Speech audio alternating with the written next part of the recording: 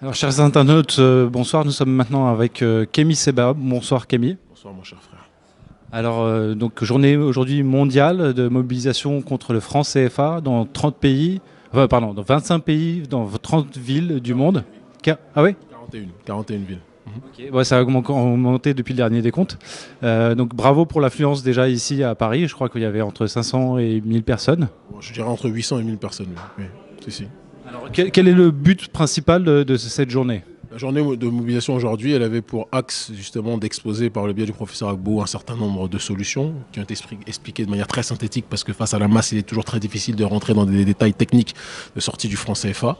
Et le deuxième aspect qui était un aspect extrêmement important aussi, c'était de parler de la problématique donc non seulement de la revalorisation des produits africains, de la production africaine.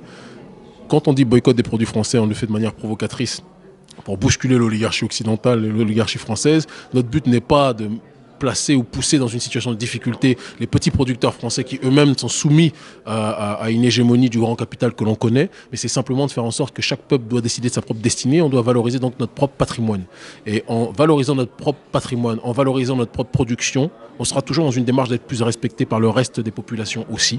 Et je pense que aujourd'hui, la nouvelle génération africaine et diasporique est en train de comprendre, en tout cas une bonne partie, est en train de prendre conscience de la nécessité de prendre son destin en main, d'arrêter de se plaindre, d'arrêter d'être dans la victimisation. Et je veux dire qu'on sera respecté par les autres que quand on se respectera nous-mêmes. C'est notre démarche. Voilà. Ok, alors l'URPANAF, donc c'est l'association qui est derrière. C'est plusieurs journées de mobilisation, parce qu'aujourd'hui c'est la deuxième journée, je précise.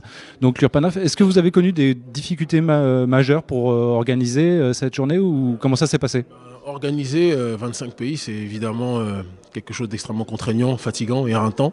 C'est une dépense de moyens, d'énergie considérable. Je tiens d'ailleurs à passer la salutation à deux gens qui ont largement contribué à faire en sorte qu'on puisse faire les choses, au-delà de notre staff dont on parle dans les conférences. Il y a des frères comme Jacques Fati, footballeur, qui est quelqu'un qui donne de son temps, de son énergie pour qu'on puisse faire les choses. Il y a le frère Nicolas Anelka qui lui aussi mène un travail de fond pour qu'on puisse être dans cette dynamique-là. Et on se doit de Jacques Fati en priorité parce que c'est vraiment notre grand artisan, et Nicolas Anelka qui là aussi fait partie des artisans de l'ombre pour qu'on puisse avancer. Ce sont des gens qui ont contribué à ce qu'on puisse vraiment développer un certain nombre de choses. D'ailleurs, dehors de ça, il y a tout le staff, des acteurs qui sont souvent invisibles, on ne les voit pas sous les spotlights, mais qui sont en réalité les plus grands piliers de cette ONG qui est Urgence Panafricaniste, qui à mon sens sur le terrain de la politique panafricaine et africaine de manière générale est en train de réinventer une façon de résister, réinventer une façon de s'organiser. Plus dans la complainte, on n'attend rien des gens, mais on veut contribuer à notre propre destinée par nous-mêmes. Et voilà, en se disant qu'être spectateur, on se punit soi-même, donc soyons acteurs. Voilà. Ok, alors quelle est la suite cette année ? Est-ce que vous allez faire d'autres journées de mobilisation ? Donc, il y aura bien sûr beaucoup de journées de mobilisation sur des thèmes variés, parce que quand on parle du colonialisme, du néocolonialisme en Afrique, je veux dire que les thématiques sont malheureusement illimitées. Et ce qui est intéressant à l'heure actuelle, c'est qu'on a cette capacité de mobiliser une masse critique, que ce soit dans la diaspora ou sur le continent africain. Et donc à partir de là, tous les sujets qui ont été rendus tabous pendant des années, je pense que c'est le moment, plus que jamais, de les rendre publics. Là, on parle des produits français qui sont vendus en priorité sur le continent africain, les produits occidentaux. On va être dans cette démarche donc, de valoriser la production africaine et la production des pays du Sud, sauf la Chine, si tant est qu'elle se considère comme du Sud. On pourrait y revenir. Et en dehors de ça, on va parler aussi d'ici très peu de temps des Bolloré. On va parler de toutes ces multinationales qu'on a esquissées ce soir et qui, à mon sens, seront approfondies dans les temps à venir, plus que jamais.